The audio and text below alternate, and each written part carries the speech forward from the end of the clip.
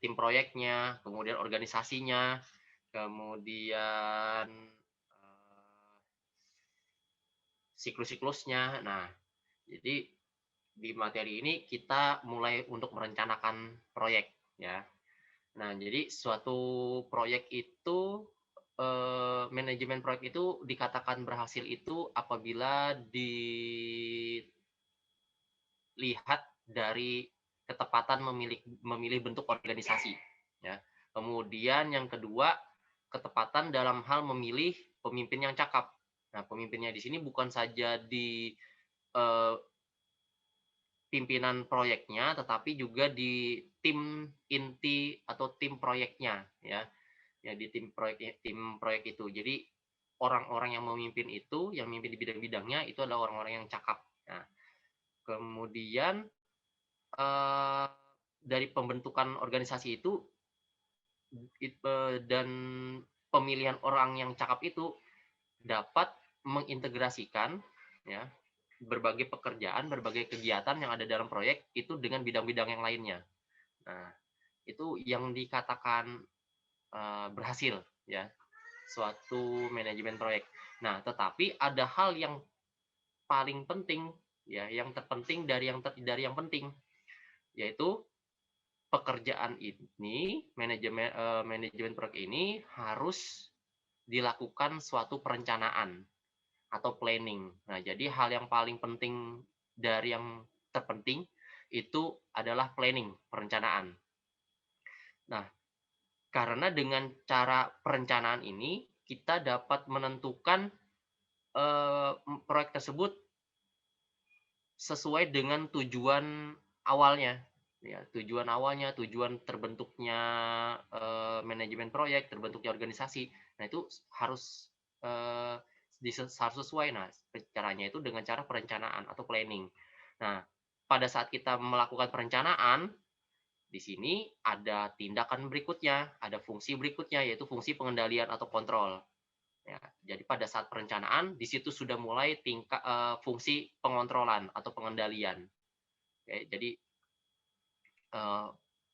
itu kenapa pentingnya ada perencanaan dan kemudian kaitannya dengan pengendalian atau kontrol. Nah, alasan yang mendasari perlunya perencanaan yang pertama adalah untuk menghilangkan atau mengurangi perasaan ketidakpastian terhadap suatu proyek ya.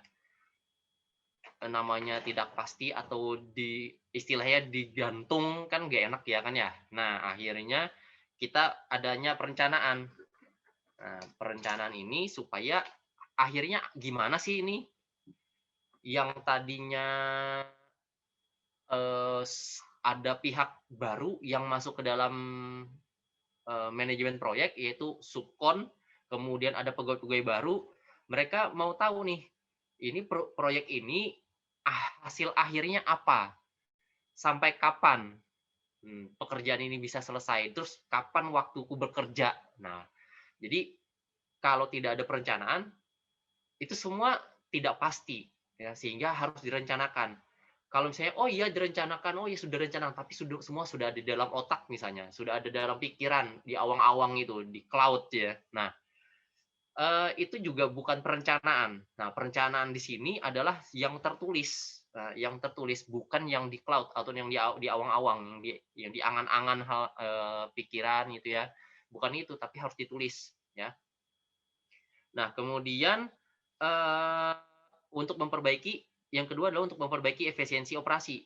Nah, kalau misalnya tidak direncanakan, dalam hal ini ada orang itu tipikal orang atau tipikal kegiatan yang istilahnya itu pada saat hari H baru dia berpikir, oh ya gini gini, oh ya gini, oh ya gini. Ya itu nggak efisien. Akhirnya pekerjaan-pekerjaan yang sebenarnya tidak perlu itu jadi banyak. Ya, yang harusnya perlu itu tidak ada. Nah, karena pada saat sudah action baru kita berpikir mana ya. Nah, jadi istilahnya itu adalah apa ya, istilah orang bahari ya, orang dahulu itu nenek-nenek moyang itu istilahnya gini. hari bersunat, hari kawin. Nah, jadi intinya itu kalau sudah mau nikah baru tuh motong. Nah, gimana gitu kan ya. Jadi harus ada direncanakan. Jadi supaya untuk memperbaiki efisiensi operasional. Nah, kemudian yang berikutnya, yang ketiga adalah untuk mendapatkan pemahaman yang lebih baik tentang tujuan proyek.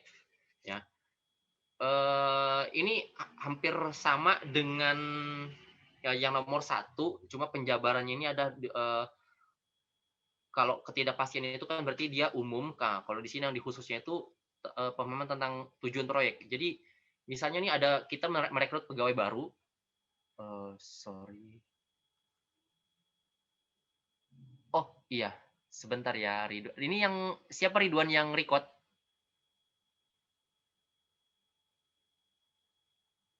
Yang mau record siapa ini? Ridwan kah atau Saya Pak, Ridwan ya? ganti nama dulu. Ridwan yang mana nih? Ada dua Ridwannya. Nah, yang 19 Pak. Oh, yang 19. Oke. Record. Sip. Oke, makasih Pak. Oke, sama-sama. Oke, kita lanjutkan yang tujuan proyek ini misalnya gini. Misalnya kita perlu yang namanya perekrutan pegawai, ya rekrutmen. Kemudian ketika kita rekrutmen itu kita harus memposting pengumuman. Pengumumannya ini untuk proyek apa.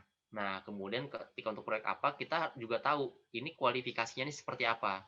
Nah, ketika pegawai calon itu datang, kalau kita tidak memiliki perencanaan, kita bingung. Akhirnya nerima orang itu sembarangan dibaca. Oh iya, kamu terima gitu aja.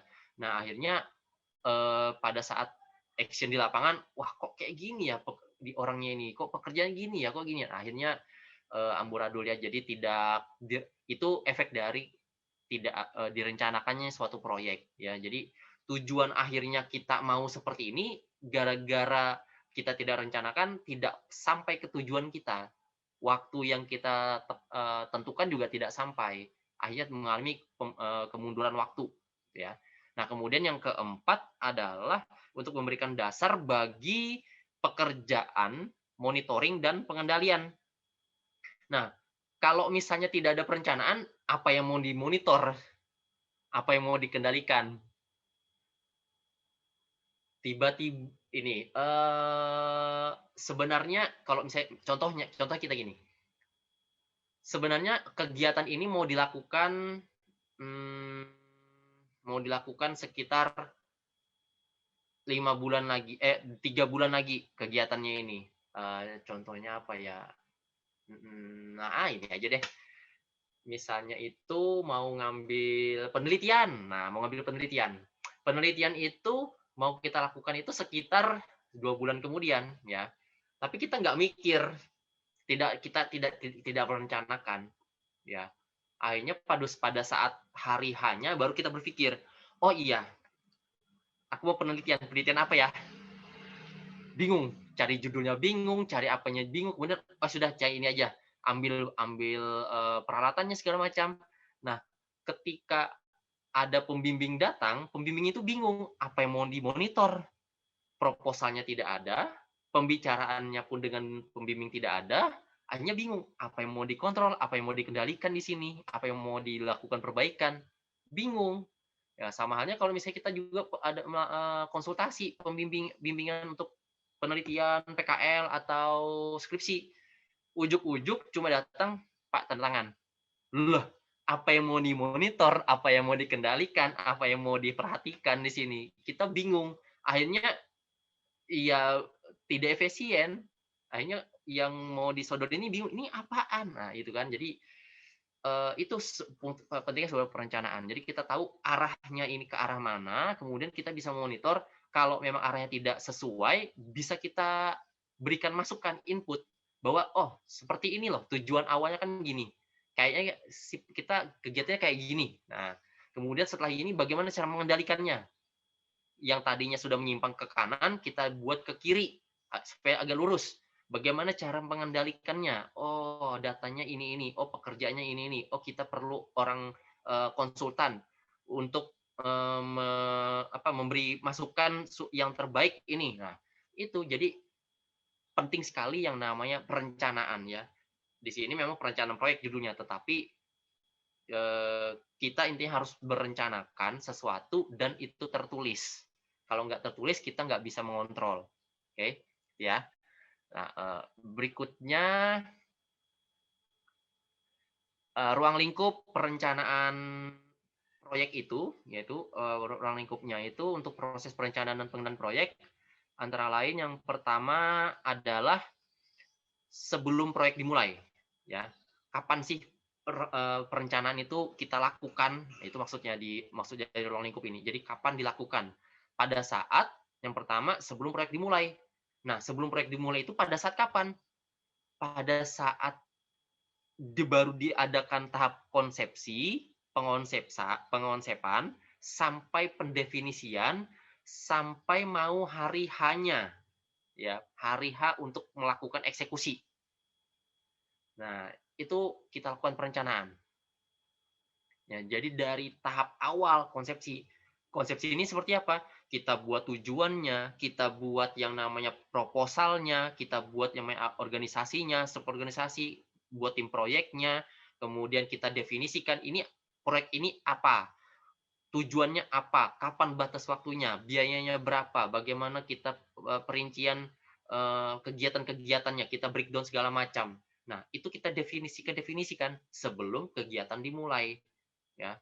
Jadi sebelum, kalau sudah saat kita mulai, baru itu disebut dengan pada saat proyek, ya, selama proyek hingga tahap akuisisi. Maksudnya dari kita pengerjaan sampai kita memberikan kunci kepada user, ya, ibaratnya kasih kunci gitu, terima kunci itu si usernya.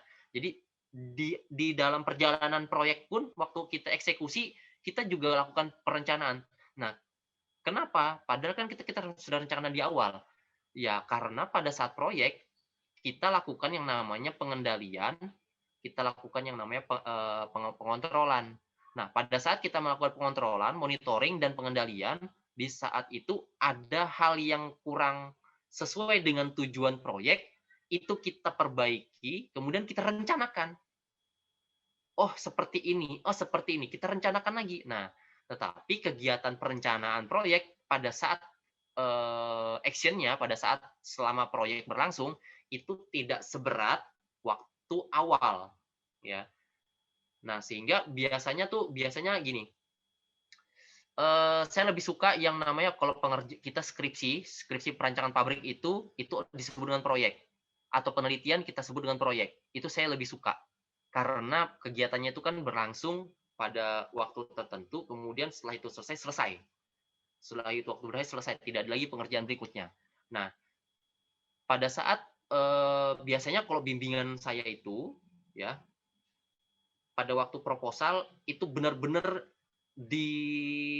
saya tanyain tuh, ini kenapa judulnya gini, ini kenapa bahan bakunya ini kenapa ngambil prosesnya ini kenapa pakai bahan ini sampai ke alat-alatnya, sampai ke aliran prosesnya pun itu ditanya. Asal usulnya dari mana? Karena kita rencanakan. Nah, dan pada waktu perencanaan itu data yang diperlukan itu sangat banyak. Oke, saya perlu datanya ini. Nah, perlu data karena kita membuat proposal. Nah, pada saat proposal sudah selesai proposal, berarti mau action nih pengerjaannya.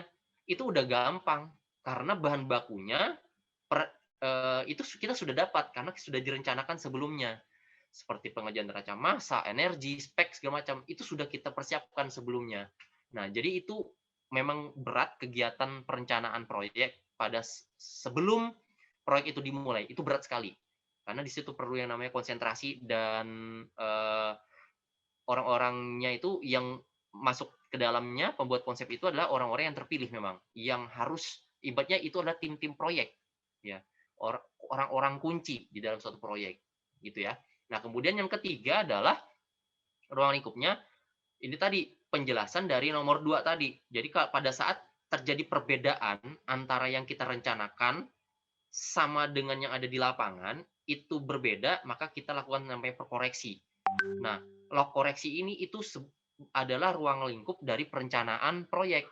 Karena kalau tidak ada perencanaan proyek, bagaimana mau mengoreksi, bagaimana mau memonitor, seperti penjelasan kita sebelumnya, gitu ya. Jadi itu ruang lingkupnya ada 3, sebelum proyek, selama proyek, dan pada saat kondisi di mana yang fakta berbeda dengan yang konsep. Nah, itu perlu kita rencanakan lagi. Oke. Nah, kemudian berikutnya, ini kok loading ini? Ini dia nih. Oke, berikutnya setelah kita tahu alasannya, kemudian ruang lingkupnya apa saja untuk perencanaan proyek. Nah, sekarang kita memahami langkah-langkah atau tahapan perencanaan proyek. Ya, apa saja sih yang perlu kita lakukan untuk merencanakan suatu proyek? Ya, langkah-langkah yang pertama adalah kita harus menentukan, ya, yang namanya menentukan tujuan. Karena kalau di mana-mana pasti ada tujuan dulu yang ditanya, ya. Tujuannya mau apa? Kalau tujuannya nggak jelas, bagaimana kita mau merencanakan berikutnya, ya. Itu. Jadi ini ada kaitannya, ada juga sih sama ini seperti ya apa kewirausahaan kemarin ya. Itu tujuannya lah ya, kita fokus pada tujuan nih banyak kewirausahaan kemarin. Nah, jadi yang pertama itu apa? Kita tentukan dulu tujuannya.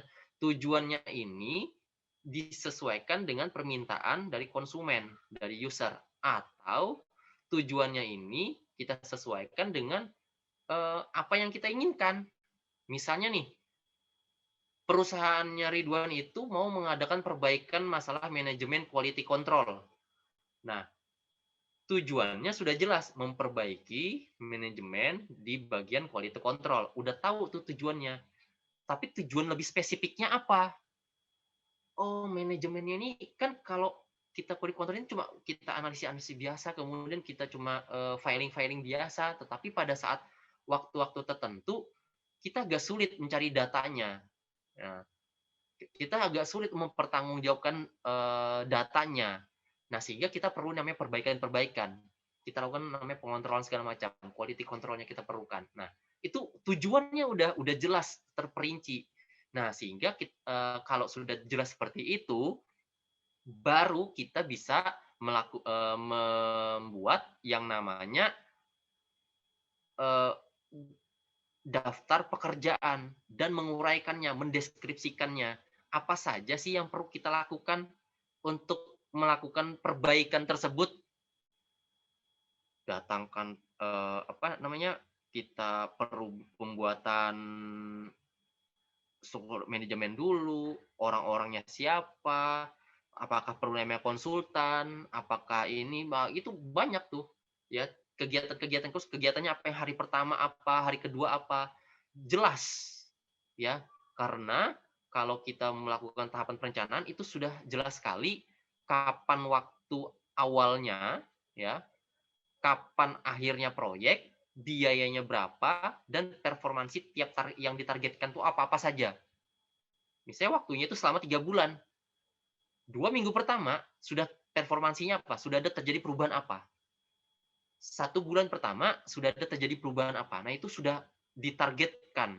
Nah, itu kita tentukan juga tuh. Dengan cara apa? Dengan cara kita tulis tujuannya tadi. Setelah sudah jelas tadi, baru kita uraikan. Bagaimana mencapai dalam 2 minggu ini sudah ada terjadi perubahan. Perubahan paradigma dulu, minimal sekitar 20% dari pegawai misalnya. Bagaimana caranya? Nah, itu kita uraikan, kita buat daftar pekerjaan apa saja yang harus kita lakukan, ya. Nah, kemudian setelah kita buat daftar itu, kita rancang organisasinya.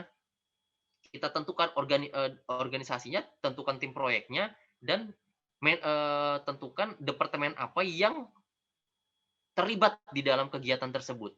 Kemudian apakah kita perlu yang namanya subkontraktor? Kalau kita perlu, subkon yang mana nih?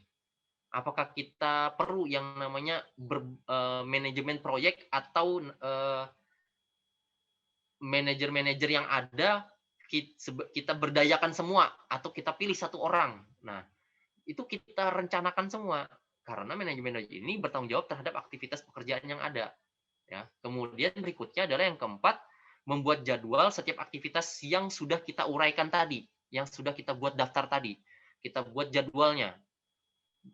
Jadwalnya ini berisi waktu tiap aktivitas, dari kapan memulai, dan kapan berakhirnya, serta milestone-nya. Nah, milestone-nya tadi 2 minggu pertama apa? 1 bulan pertama apa? 2 bulan apa? Atau satu bulan kedua berapa? Kemudian akhir pada saat 3 bulan seperti apa? Nah, itu sudah ada jelas milestone-nya.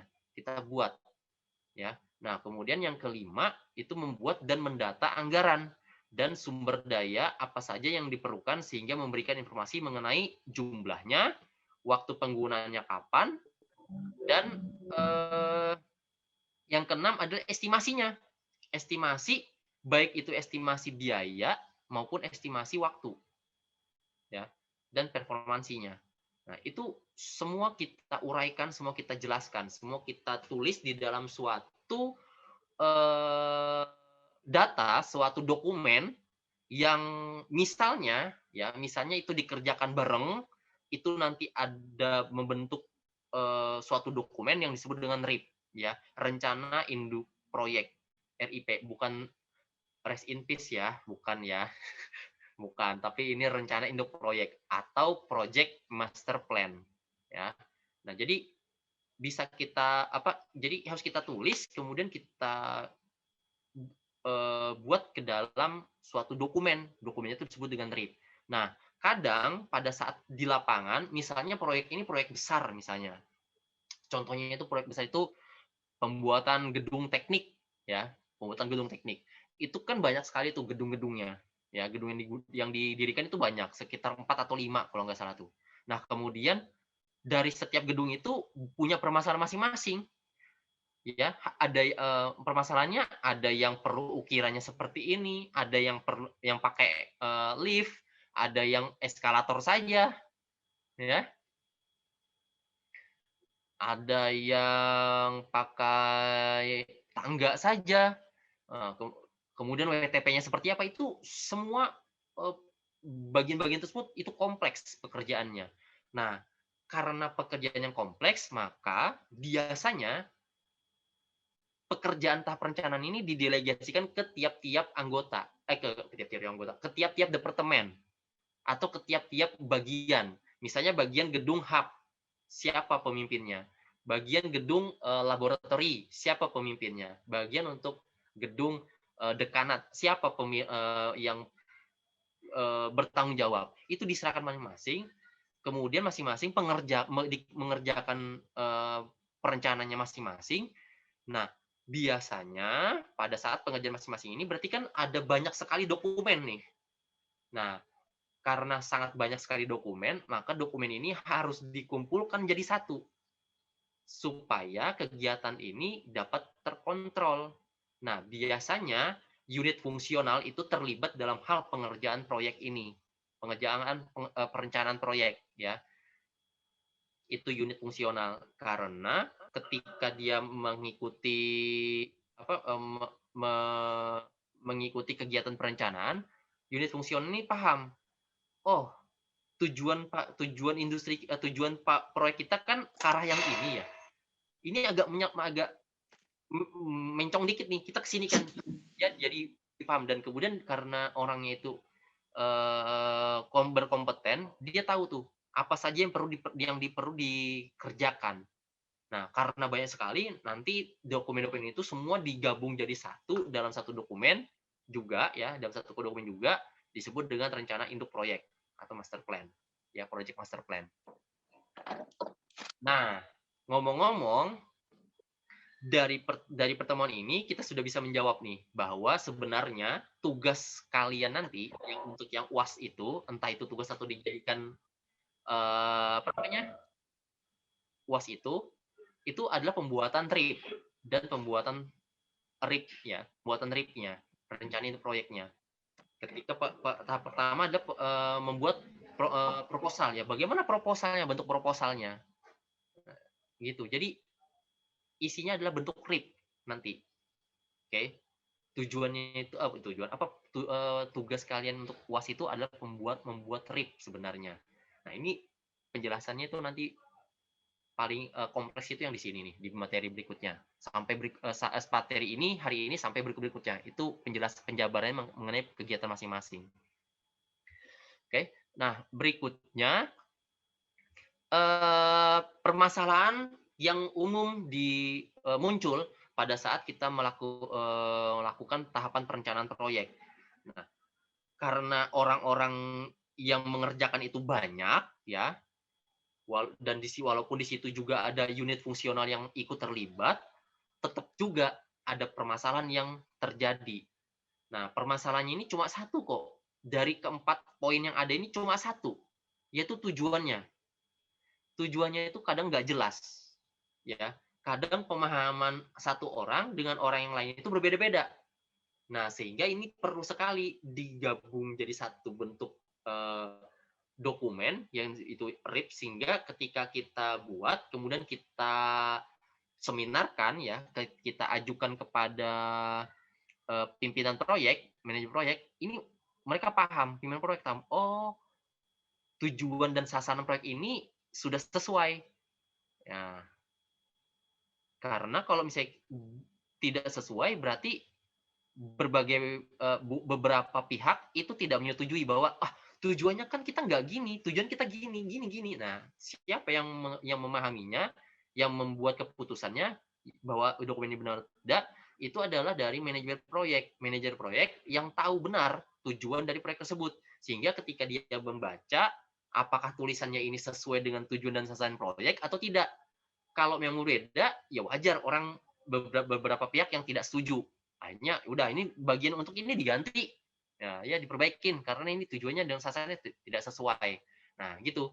Nah, kemudian juga yang kedua adalah tujuan proyek itu terlalu kaku misalnya. Terlalu kaku. Maksudnya terlalu kaku ini adalah eh, eh, eh, saking terlalu kakunya itu kita tidak bisa memasukkan kegiatan tambahan di dalam RIP tersebut, kegiatan tambahan. Saking kakunya, ya memang kayak gini, udah nggak bisa, ini nggak bisa, nanti ujungnya sini. Nah, sangat kaku, sehingga biasanya RIP ini kegiatan-kegiatannya itu memang kegiatan yang kita rincikan, tetapi masih bisa mengakomodasi kegiatan yang lain. Contoh, kalau kita membuat rumah, perlu yang namanya, salah satu kegiatan pertama adalah penggalian. Penggalian, kemudian kedua adalah pembuatan pondasi. Nah, ketika pembuatan pondasi, ini ternyata perlu dimasukkan kegiatan baru di dalamnya, yaitu kalau pondasi berarti kan hanya membuat pondasi. Nah, ternyata ketika penggalian hanya menggali, ternyata daerah tersebut itu perlu diuruk tanahnya. Nah, akhirnya disisipkan lagi itu kegiatan pada saat pembuatan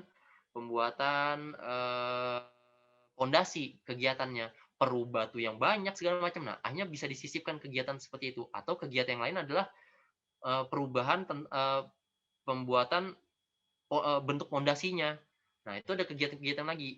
Nah, jadi intinya kegiatan tersebut ada kegiatan-kegiatan yang kita lakukan tetapi tidak terlalu kaku kegiatannya.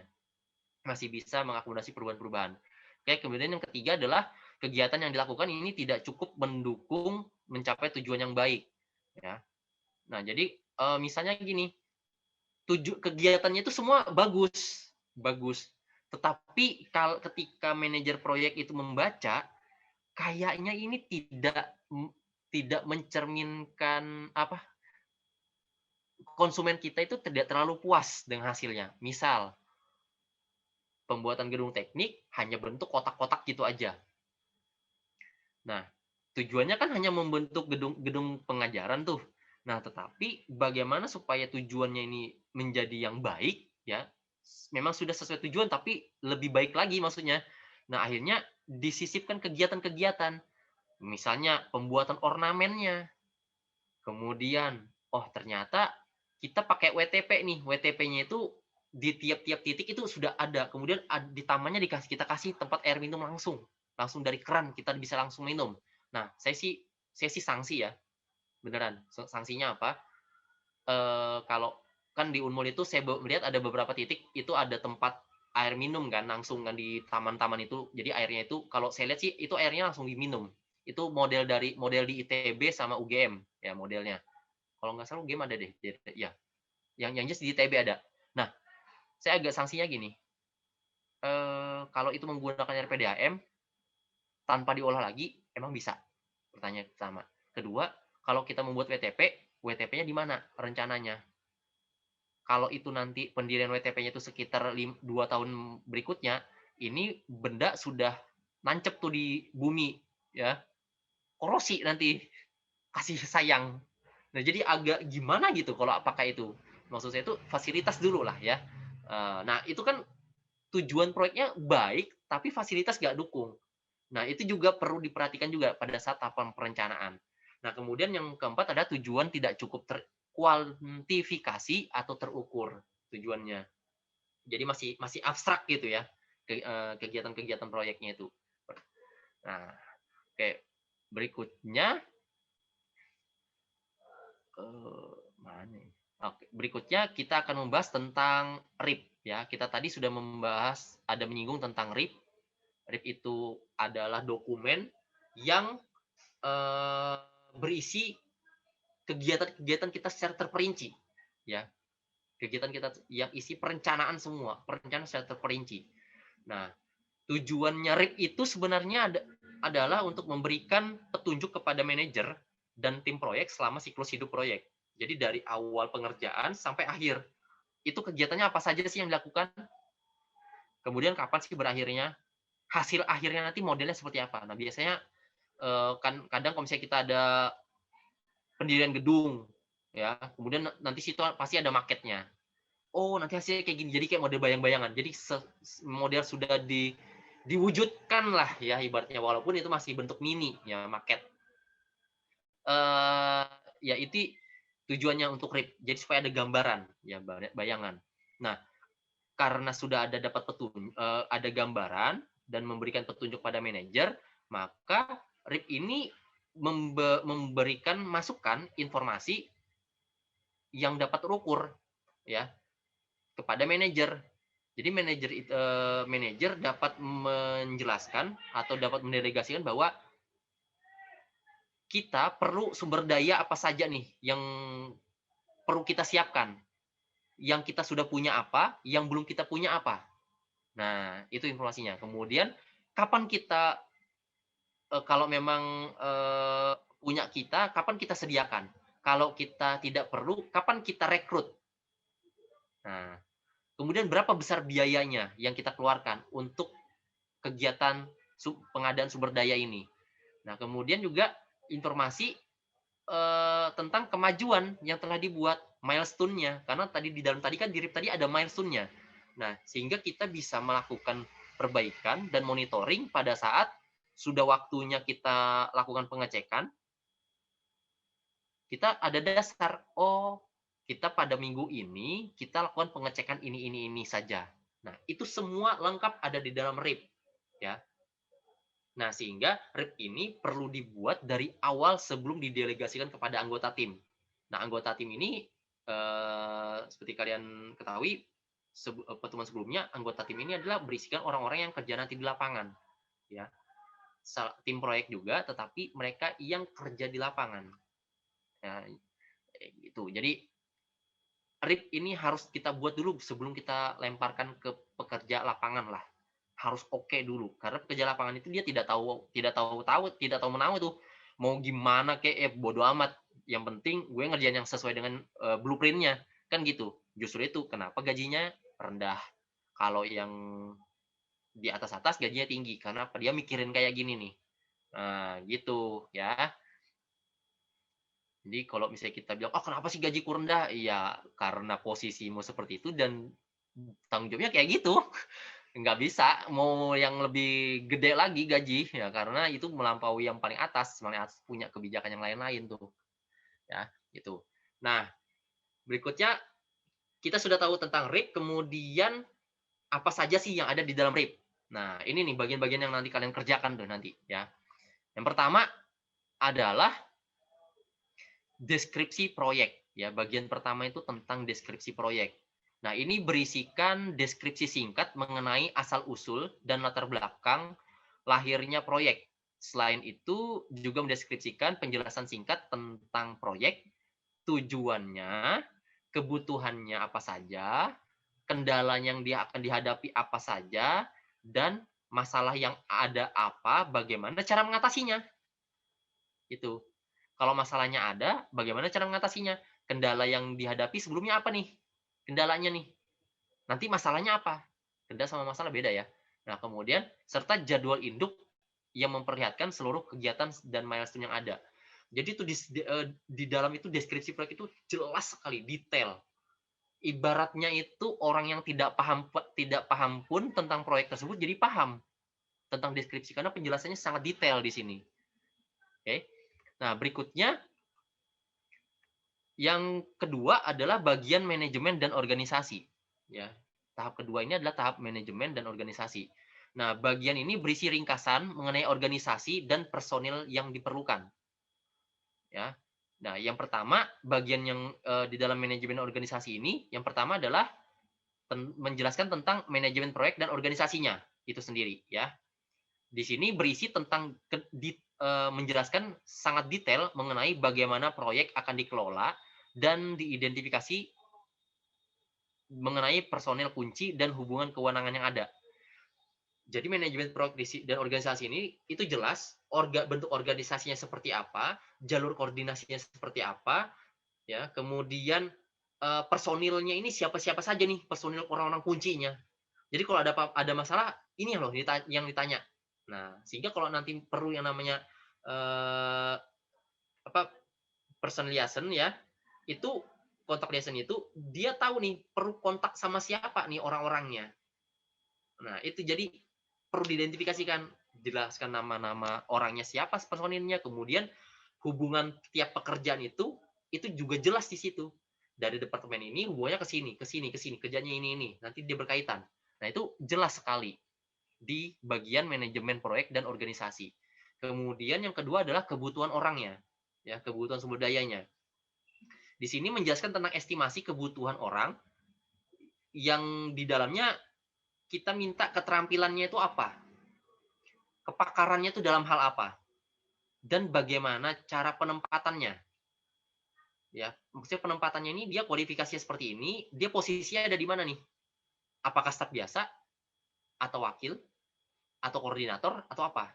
Ya, penempatannya kita harus tahu juga. Jadi tiap posisi itu ada keterampilan dan kepakarannya. Itu dijelaskan sangat detail. Dan terakhir bagaimana cara rekrutmennya? Rekrut orang-orang yang kita perlukan. Yang punya keterampilan biasa-biasa saja, yang agak advance ya, kemudian yang expert. Kemudian kepakarannya seperti apa? Kepakaran yang basic, advance atau expert. Nah, ini ada tingkatannya. Nah, itu bagaimana cara rekrutmennya orang-orang seperti itu. Bagaimana cara penggajiannya segala macam. Nah, itu jelas detail sekali. Nah, kemudian yang ketiga adalah yang tentang training dan pengembangan. Nah, ini penting sekali karena ketika kegiatan proyek itu dilakukan, pastilah misalnya kita perlu yang namanya subkontraktor. Subkontraktor ini dia pasti tidak menyediakan sumber daya manusia yang memadai. Pasti dia perlu yang namanya lowongan pekerjaan. Makanya banyak pekerjaan tuh dibutuhkan pekerjaan ini untuk proyek ini. Nah, pasti karena apa? Dia mencari tenaga proyek pada saat ibaratnya borongan gitu loh. Intinya pada saat ada proyek dia diperlukan. Kalau nggak ada ya udah kamu selesai. Nah, karena orangnya itu tidak memiliki basic ya, di umumnya orang-orang tersebut tidak memiliki basic tentang proyek tersebut, maka mereka perlu yang namanya training, pelatihan-pelatihan. Bagaimana cara pengembangan pengetahuan mereka, pengembangan keterampilan mereka, sehingga ketika mereka action di lapangan melakukan pekerjaan, yang pertama adalah K3-nya. Dia selamat, dia tidak terjadi kecelakaan kerja, dia sehat orangnya, ya. Jadi dia tahu apa yang harus dilakukan. Nah, sehingga ini perlu yang namanya training dan pengembangan. Nah, di sini dijelaskan di dalam ini ringkasan mengenai pengembangan eksekutif dan training personel, ya, yang perlu diberikan untuk mendukung proyek. Nah, ini detail juga, ini dijelaskan juga. Dijelaskan dan kapan, ya, rencananya itu kapan. Oke. Nah, kemudian yang ketiga bagian teknis, ya. Yang ketiga adalah bagian teknis. Di bagian teknis ini berisi ringkasan mengenai aktivitas utama proyek dari hal aktivitasnya, kemudian waktunya, dan biayanya. Nah, ini penting sekali di sini nih, kegiatan bagian teknis, karena ini yang dipahami oleh orang-orang pekerja di lapangan. Ya, anggota tim proyek itu yang ini nih. Mereka tinggal membaca yang ini saja. Nah, hal yang pertama adalah tentang rincian pekerjaan atau statement of work-nya. Ini menjelaskan secara detail segala bentuk pekerjaan yang ada. Dari pekerjaan yang umum sampai yang kecil itu dijelaskan sejelas-jelasnya. Misal, pembuatan pondasi. Pembuatan pondasi ini dengan menggunakan batu apa, ya, kemudian ketebalannya berapa, ketinggiannya berapa, elevasinya berapa permukaan tanah, kemudian ukuran campurannya seperti apa, ya, kemudian modelnya seperti apa, model cakar ayam kah, model yang biasa kah, yang BIM kah, atau apakah, ya, itu jelas semua di dalam sini, di rincian pekerjaan ini. Nah, kemudian yang kedua adalah jadwal proyek. Jadwal proyek ini berhubungan dengan kejadian, ya. Jadwal proyek ini berhubungan dengan kejadian, maksudnya berhubungan dengan kegiatan-kegiatan yang kita lakukan. Dari hal penyediaan rekrutmen, penempatan posisi, kemudian pencarian supplier, pembelian supplier, ya, pembelian barangnya, ya, apapun, pokoknya semua apapun kegiatan-kegiatan yang ada itu dijelaskan sedetail-detailnya berdasarkan jadwalnya, ya, jadwalnya. Kemudian ada milestone-nya proyek tersebut. Dalam 2 bulan ini sudah kelihatan nih, udah ada pondasinya udah ada, dan sedikit ada tiang-tiang pemancang lah intinya. Itu milestone-nya. Kemudian 6 bulan berikutnya kelihatan apanya. 1 tahun kelihatan apa. Nah, itu milestone dijelaskan. Kemudian di cara menjelaskannya di sini untuk jadwal proyek ini itu juga termasuk Gantt charts, ya. Gantt charts itu nanti kita akan jelaskan, ya, materi nanti. Kemudian ada juga di dalamnya jadwal proyek ini termasuk juga jaringan kerja proyek, ya, networking-nya, kemudian diagram CPM atau PERT-nya. Ini juga nanti akan kita jelaskan. Kalau untuk diagram CPM ini pertemuan berikutnya, ya. Pertemuan berikutnya. Paling nanti hari ini tentang Gantt chart sama jaringan kerja proyek. Oke. Network-nya. Nah, kemudian anggaran yang berikutnya adalah anggaran dan dukungan keuangan. Nah, di sini berisi estimasi mengenai keuangan seperti pengeluaran, kapan waktunya, biaya tenaga kerja berapa, bahan, dan fasilitas berapa biaya-biayanya. Pokoknya semua berhubungan dengan biaya-biayaan nih di sini. Nah, kemudian yang berikutnya adalah testing. Testing ini berisi daftar semua hal yang perlu diuji. Di dalam bagian testing ini, isinya adalah daftar semua hal yang perlu diuji, termasuk prosedurnya, waktunya, dan orang yang bertanggung jawab melakukan pengujian tersebut. Nah, orang bertanggung jawab. Atau ketika pengujian itu dilakukan oleh orang lain, oleh siapa, dan penanggung jawab punyanya dari kita siapa. Intinya yang mengirim sampel, yang mengetahui itu sampelnya ada di mana, itu siapa. Itu kita ditulis juga orang-orang yang dalam testing di sini. Oke. Nah, berikutnya, yang kelima adalah dokumentasi. Dokumentasi ini berisi dokumen-dokumen yang akan dihasilkan, dan bagaimana dokumen ini akan diorganisasikan dan disimpan. Nah, memang pada saat kita perencanaan, dokumen ini tidak sedetail dokumen yang ada nanti di lapangan. Tetapi secara garis besar kita udah tahu. Contoh, dokumennya apa? Proposal pasti. Kedua apa? Kontrak kerja. Tiga apa? Dokumennya. Struktur organisasi. Keempat apa? Oh, nota-nota. Ya, nota pembelian ini, nota gaji, nota apa, itu semua dokumen-dokumen yang kemungkinan apa ya, itu diidentifikasi, kemudian ditulis, dan bagaimana cara mengorganisasikan dan intinya bagaimana filingnya. Nah, itu aja tuh. Filing itu kan organisasi dan penyimpanannya tuh. Bagaimana caranya, tekniknya seperti apa. Itu dijelaskan di dalam dokumentasi. Misalnya tugas kalian nanti misalnya nih untuk pembuatan Aquades misalnya. Nah, kita akan merencanakan. Nah, nanti yang mengerjakan nanti bagaimana cara menyimpan filingnya. Oh, filingnya ini ternyata harus disimpan di cloud, dan itu cloud itu punyanya HMTK kah atau punya siapa, dan bisa diakses oleh siapa. Nah, diakses oleh siapa saja. Kemudian dalam filing tersebut bagiannya apa-apa saja tuh yang perlu dimasukkan ke dalam filing tersebut. Scan-nya berupa apa, dokumennya apa-apa saja itu udah kelihatan tuh di situ. Nah, kemudian bentuk filingnya seperti apa kita nih, bentuk penyimpanannya. Apakah hard copy atau soft copy atau dua-duanya. Nah, itu dijelaskan di dalam dokumentasi ya. Kemudian yang berikutnya yang keenam adalah implementasinya. Nah, implementasi ini adalah bahasan dan petunjuk mengenai bagaimana pelanggan menjalankan atau menggunakan hasil proyek. Misalnya implementasi ini gini, misalnya tugas kalian nanti adalah pembuatan Aquades. Nah, bagaimana cara mereka menggunakan alat Aquades? Langkah prosedur kerjanya seperti apa? Hasil yang mereka rasakan seperti apa? Nah, kualitasnya seperti apa? Itu implementasi. Letaknya di mana? Kenyamanannya seperti apa? Itu implementasi. Ya. Nah, kemudian yang ketujuh adalah rencana peninjauan pekerjaan.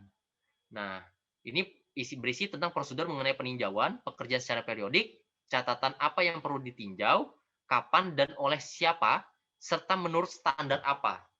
Nah, itu rencana peninjauan. Makanya tadi RIP tadi sebagai dasar manajemen proyek untuk bahan ketika waktu mendelegasikan, entah dia atau entah siapa yang dia tunjuk, itu untuk melakukan peninjauan secara periodik, dia tahu tuh apa saja yang perlu ditinjau. Sudah ada standarnya nih. Nggak mungkin yang lain-lain, kecuali dapat laporan dari lapangan. Oh Pak, itu ternyata suppliernya ini ngadet sini, nggak bisa nggak ngirim-ngirim. Kita kan ngirimnya dari Pulau Jawa misalnya. Nah, itu lagi ombak tinggi ini sekitar 12 meter ombaknya. Jadi kalau dikirim pakai kapal, kapalnya takut. Jadi agak terlambat nih ke sini.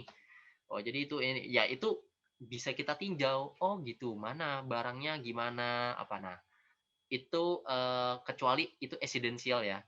Itu bisa juga, tapi belum kita masukkan ke dalam rencana, tapi sudah kita rencanakan apa saja nih yang harus kita cek ya, harus kita monitor. Nah, kemudian yang terakhir adalah justifikasi ekonomi. Nah, di sini berisi ringkasan alternatif yang mungkin dalam mencapai tujuan proyek ini memperlihatkan trade-off antara biaya dan jadwal. Maksudnya di sini adalah justifikasi ekonomi itu adalah kita membuat pengaturan anggaran ya. Kira-kira nih kalau misalnya pengerjaannya itu selama tahun ke depan, kira-kira inflasi kita berapa? Inflasi negara kita. Harga barang berapa nih kira-kira? Naik atau turun? Nah, itu sehingga kita bisa menjustifikan, bisa mengatur, mengestimasi. Kira-kira kita minta anggarannya itu sekitar sekian nih, kurang lebih berapa persen dari data biaya yang kita cantumkan di bagian teknis sebelumnya. Nah, itu bisa kita tulis. Kalau untuk masalah penggajian itu kemungkinan ya penggajian itu jarang sih ada yang kenaikan gaji di tengah-tengah proyek ya, jarang sekali. Kalaupun ada itu juga bisa dimasukkan ke dalam justify ekonomi. Nah, pada akhirnya RIP ini kalau kita lihat secara detail, secara pelan-pelan, RIP ini hampir sama dengan proposal. Bagian proposal di pertemuan sebelumnya itu hampir sama isinya. Bedanya adalah kalau RIP ini itu lebih detail. Nah, sehingga RIP itu bisa dikatakan proposal yang lebih detail. Nah, sehingga kadang mereka yang sudah pengalaman itu ketika dia membuat proposal, dia langsung membuat RIP. RIP itu dari proposal yang ada itu dibuat RIP-nya, langsung dijelaskan secara terperinci. Kalau proposal kan tidak terlalu terperinci, tapi secara umum garis besar saja. Nah, kalau RIP ini terperinci, jadi proposal diterima, yaudah data proposal itu dikerjakan lagi untuk membuat yang terperincinya. Nah, itu di lapangan seperti itu ya untuk pengerjaan RIP ini. Nah, karena apa? RIP ini dipakai oleh tim proyek, bukan dipakai oleh user. Kalau user cuma dapat proposal, oh gini-gini, selesai. Kemudian user tidak dapat lagi tuh yang namanya RIP. Nggak dapat dia. Dia nggak dapat RIP. Kecuali dia menugaskan yang customer Yasin itu. Orang-orang yang terlibat di dalamnya, orangnya dia terlibat di dalam proyek tersebut. Baru dia bisa tahu, oh pekerjaan ini. Itu pun customer Yasin itu dia tidak dapat secara terperinci RIP-nya. Paling cuma bilang, oh iya kerjaan yang ini. Susah, karena RIP ini itu punyanya tim proyek. Ini garis besar atau acuan mereka. Kalau user tiba-tiba tahu, pasti dia minta, oh gini, pasti. Oh, langsung hancur itu pekerjaan. Karena ikut campur orang lain gitu loh ya. Jadi itu RIP itu ada 3 bagian. Oke, ada 3 bagian ya. Nah, yang pertama adalah bagian tentang tadi deskripsi proyek, kemudian yang kedua itu tentang manajemen dan organisasinya, kemudian bagian ketiga adalah tentang bagian teknisnya ya. Nah, berikutnya apa aja sih alat-alat yang digunakan atau metode yang digunakan untuk perencanaan pembuatan RIP ini? Karena tadi ada istilah Gantt chart tadi kan, ya. Kemudian ada jaringan kerja gitu kan.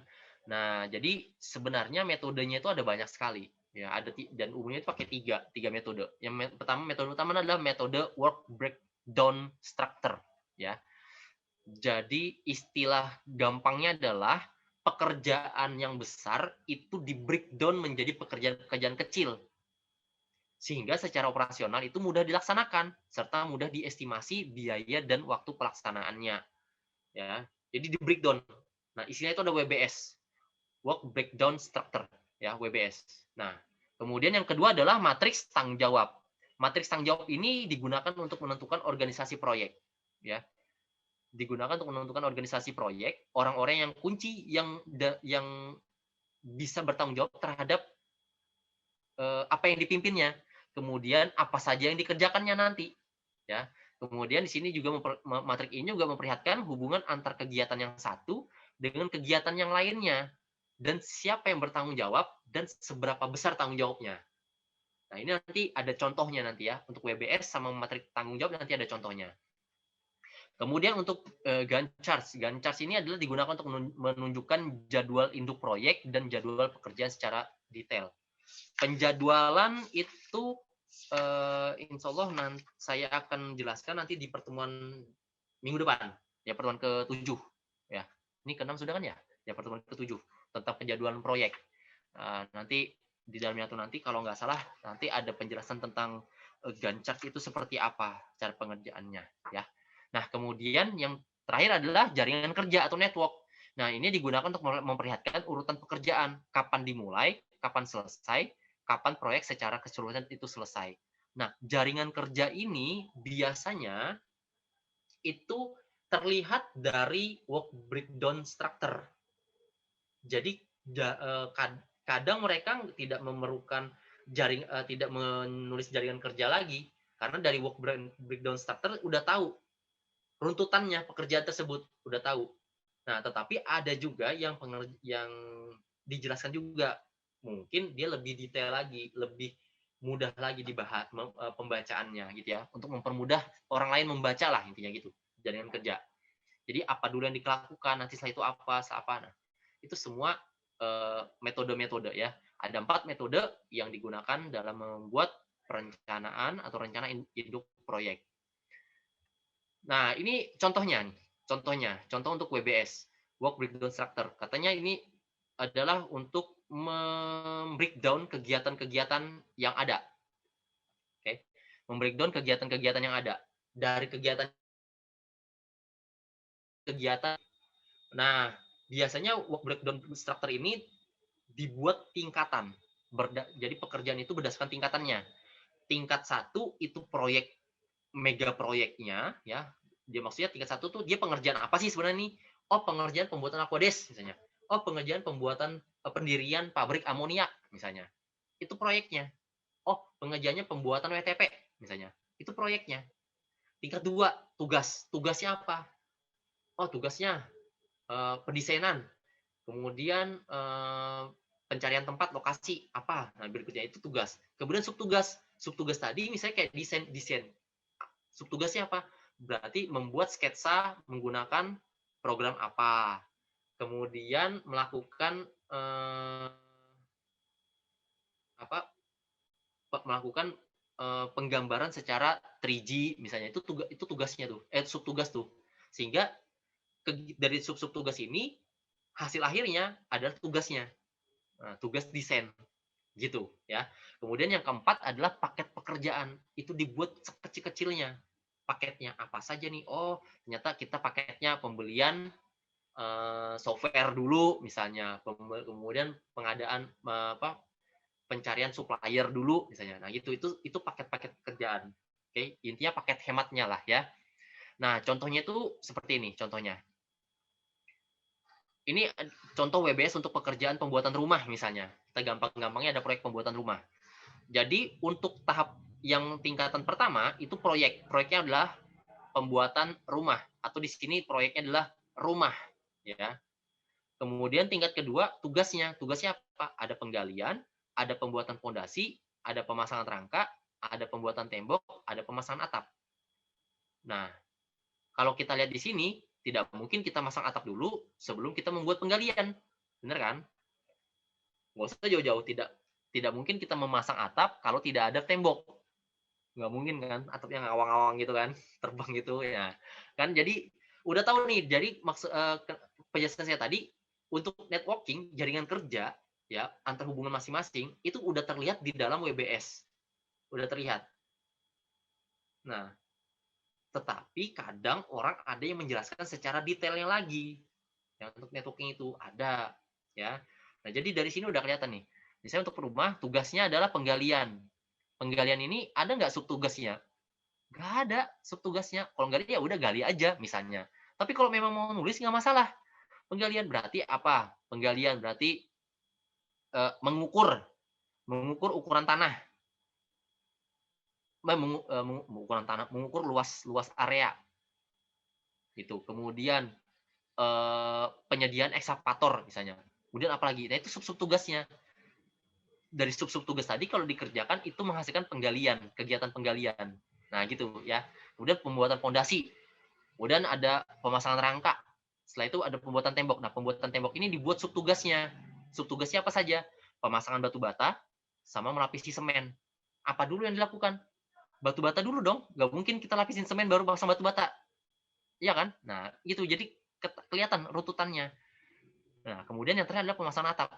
Nah, kenapa di sini ada garis yang garisnya itu double gitu ya? Garis double itu yang ini ada garis juga, yang ini ada garis juga nih. Ini garis, yang ini garis. Kenapa? Karena dari rumah ini itu untuk menjadi rumah, semua kegiatan ini ya, semua kegiatan ini dari pembuatan fondasi, pembuatan tembok, itu semuanya itu mendukung, ada kegiatan pendukung untuk membuat rumah. Makanya dia ada garis. Ini saya kurang garis ini. Saya baru lihat nih. Ini kurang garis nih kayak gini nih. Nah, ini satu nih kayak gini. Ya. Nah, jadi semua kegiatan mendukung. Nah, tetapi kenapa ada garis yang double ini? Ini garis ini adalah maksudnya itu alirannya dari pertama dari penggalian, kemudian ke pembuatan fondasi, kemudian ke pemasangan rangka, kemudian ke pembuatan tembok, kemudian ke pemasangan atap. Itu makanya maksudnya ada garis kayak gini, ada dua. Nah, kemudian dari sini semua pemasangan tembok itu ada pemasangan batu bata, ada pemasangan semen. Dan ini semua kegiatannya itu runtut. Yaitu pemasangan batu bata dulu, baru melapisi semen, nanti balik ke jadi pembuatan tembok. Nah, gitu. Ini contoh pertama ya, contoh pertama untuk WBS. Nah, kemudian contoh berikutnya ini. WBS untuk pendirian pabrik amonia dan pabrik urea. Ya. Ada garis, sorry, saya clearkan dulu. Nah, di sini terlihat juga ternyata ada kegiatan saja. Kegiatannya ini ada departemen perencanaan, ada departemen pelaksanaan, kemudian ada pembuatan tembok. Kok pembuatan tembok sih ini?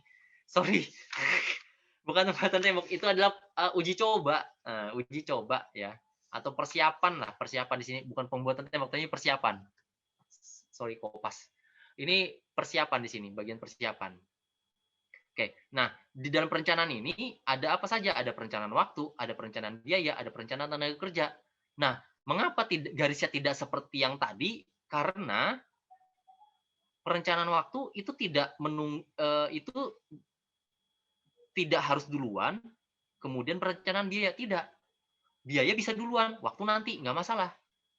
Tenaga kerja juga bisa duluan, yang lain nanti nggak masalah. Makanya di sini garisnya cuma satu-satu aja, tidak ada saling berhubung yang gambar sebelumnya tadi. Sama juga seperti pelaksanaan. Nah, gini. Ya, jadi kalau pelaksanaannya apa? Pelaksanaan ada pengadaan barang, konstruksinya, pengendalian waktu, pengendalian biaya. Kemudian pembuatan temboknya pembuatan tembok. Kemudian persiapannya apa? Ada uji coba, ada pelaksanaan uji coba. Nah, untuk kegiatan kualitinya ini. Nah, ini berbeda WBS-nya dengan gambar yang pertama tadi. Karena ini kompleks. Karena saking kompleksnya, maka yang model kayak gini itu perlu sekali penjelasan tentang jaringan kerja atau networking. Oke, itu ya. Nah, jadi ada dua contoh yang berbeda.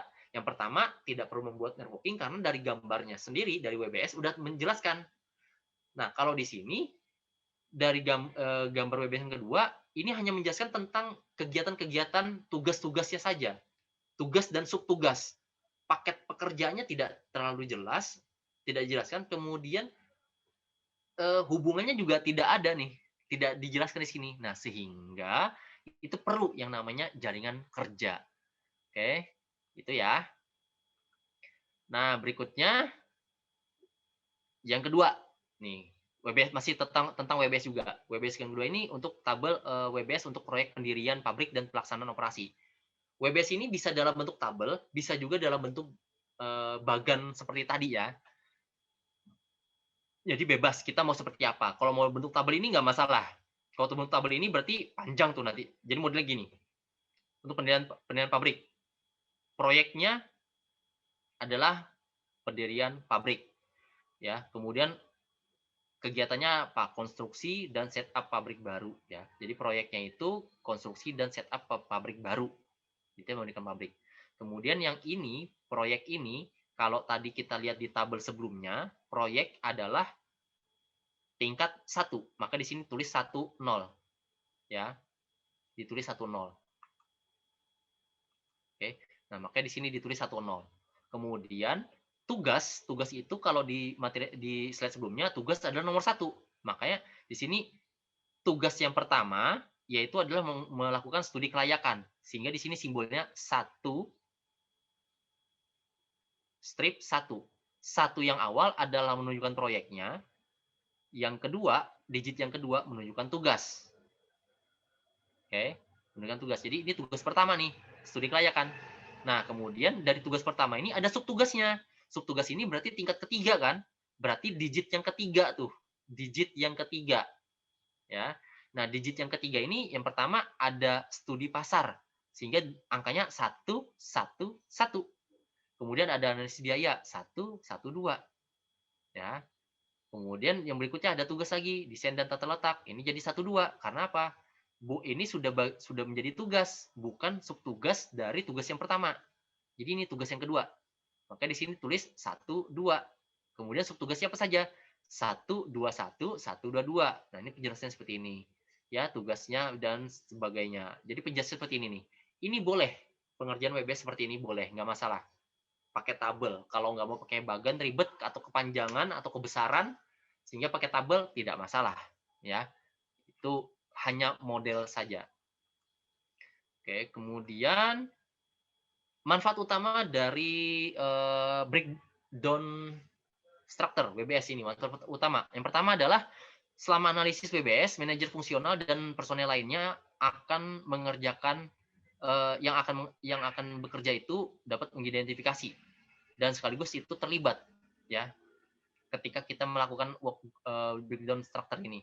Jadi manajer fungsional dan personel lainnya itu mengerjakannya itu diminta terlibat di dalam pekerjaannya. Karena ketika mereka terlibat, maka mereka bisa setuju terhadap WBS yang mereka lakukan. Oke, itu. Nah, kemudian karena mereka juga manajer fungsional dan orang-orang terpercaya, orang-orang pakar, mereka tahu tingkat akurasi kegiatannya apa saja, akurasi ini seperti apa nih waktunya, estimasi waktunya kapan, nah, itu. Kemudian dia kelengkapan pekerjaannya itu apa-apa saja, membuat sub-sub pekerjaan sampai ke paket-paket pekerjaan dia tahu. Itu. Nah, kemudian orang yang terlibat ini dia lebih komitmen terhadap proyek tersebut. Karena apa? Dia terlibat di dalamnya. Dia tahu ceritanya. Tuh ya. Nah, yang kedua adalah WBS akan menjadi dasar penganggaran dan penjadwalan. Dan yang terakhir adalah WBS menjadi alat kontrol pelaksanaan proyek. Nah, alat kontrol ini berarti sebagai acuan nih. Ini pekerjaan ini sudah selesai belum? Nah, udah kelihatan situ sub-sub pekerjaannya apa saja ya.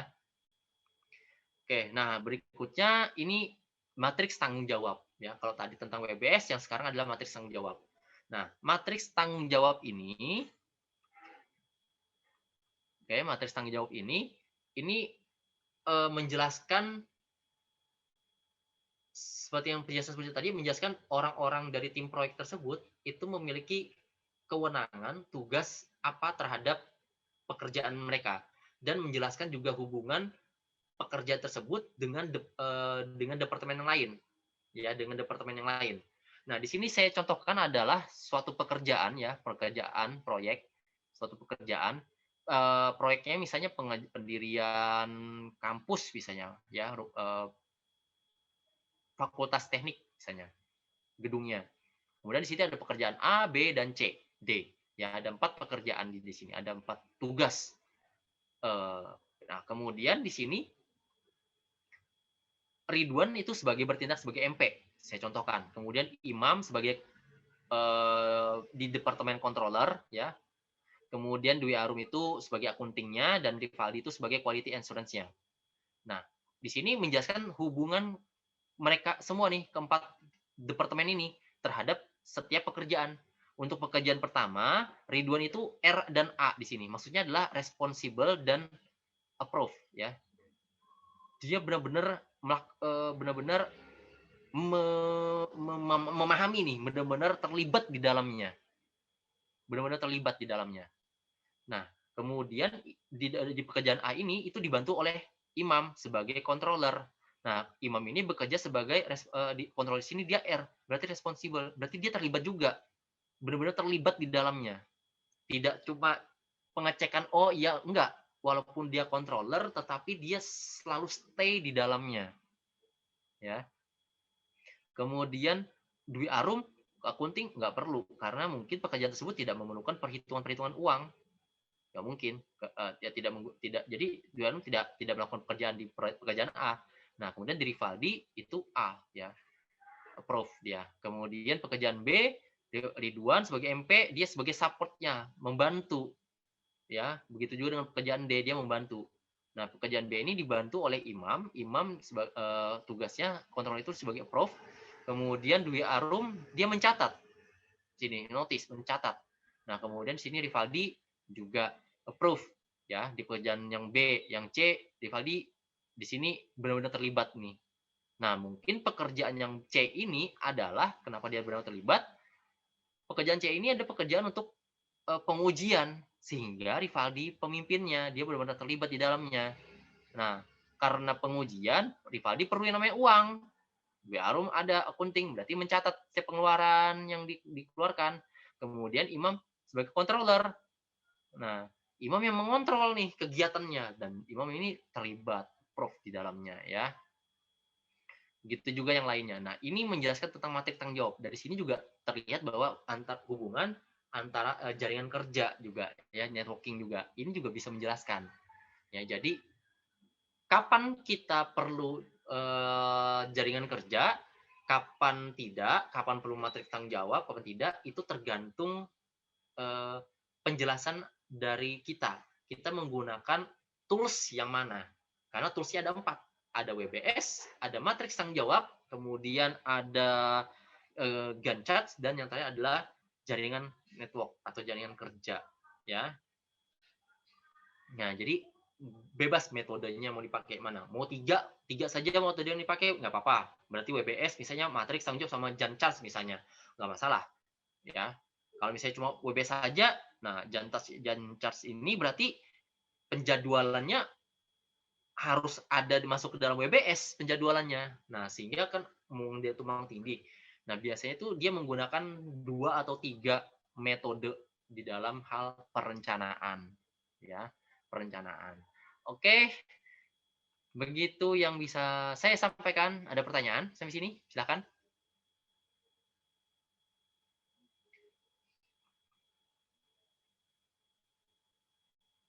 Jam 2.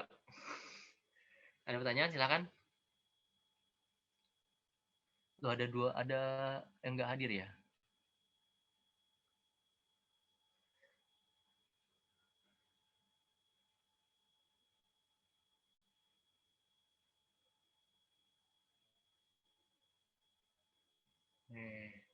Adik izin Pak, kendala jaringan buruk. Waduh, sayangnya. Biarpun dipaksa nggak bisa juga ya. Ini ya. Adika. Oke, ada lagi? Ada lagi. Ada yang mau tanyakan? Tentang perencanaan. Jadi tugas kalian tuh yang ini, bikin trip ini, ya. Tugasnya nanti untuk UAS. Jadi udah mulai-mulai kan udah ada bayangan kan, oh gini ya. Berarti kita merencanakan berarti nanti ada penjadwalan, termasuk penjelasan penjadwalan, bagaimana cara ngontrol, monitornya gimana, itu. Ya. Jangan berpikir terlalu berat ya, ini simpel aja kok pekerjaannya beneran. Apalagi kalau misalnya proyekannya itu yang sederhana, ya sederhana banget pengerjaannya. Jangan bikin proyeknya adalah pembuatan gedung teknik. Wah, jangan deh. Itu berat. Saran saya sih untuk tugasnya nanti itu jangan yang berhubungan dengan di luar dari kemampuan atau pengetahuan kita di teknik kimia ya. Misalnya pendirian konstruksi jembatan. Nah, kita kan nggak tahu tuh bagaimana daya tahan bahan terhadap beban. Nah, itu kan orang-orang sipil tuh. Ya, janganlah, kita yang lain aja lah, pendirian pabrik kah kan, atau tadi misalnya Aquades kah, atau apa gitu, atau Kemkar misalnya, Orseala misalnya kan, Kem ya, atau Orseala itu misalnya bikin proyek yang gimana nanti kan, supaya bukan kita selain dapat the best ekonomi tadi, yang lain kita dapat juga tuh. Nah, gimana nih proyeknya? Kan proyek juga tuh kita rencanakan. Itu. Oke. Mana dia mau tanyakan?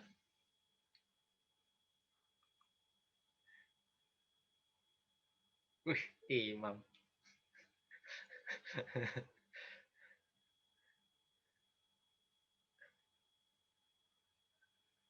Kayaknya nggak ada nih. Oke, kalau tidak ada pertanyaan, mungkin saya cukupkan sekian kali ya. Kalau nggak ada pertanyaan, kayaknya mungkin jelas sudah mungkin ini nih. Imam mau nanya? Ya Pak. Tanya.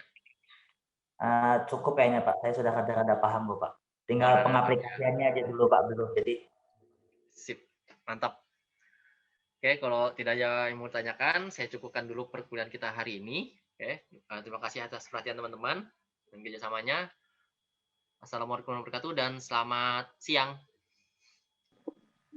Waalaikumsalam warahmatullahi wabarakatuh. Waalaikumsalam warahmatullahi wabarakatuh. Terima kasih, Pak. Terima kasih, Pak. Terima kasih, Pak.